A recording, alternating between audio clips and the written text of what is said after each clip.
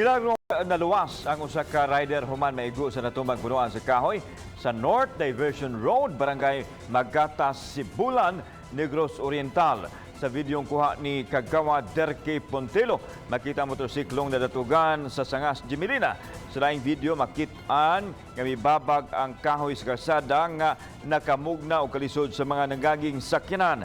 Matod ni Pontelo, natumba ang maong kahoy gumikan sa kusog nga hangin nga gidunganan pa sa dugdo ug kilat dala sa thunderstorm.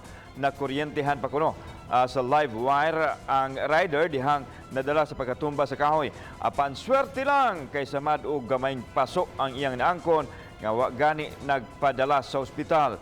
Giputol man sabtayon ang sa power distributor ang linya sa kuryente ug diha-diha nihimo og clearing operation ang mga kawani sa local DRRMO. Samtang mura naman og suba ang National Highway sa barangay Luok, Sibulan. Sa video nga kuha sa tanhay DRRMO, makita ang gibahaan ang karsada nga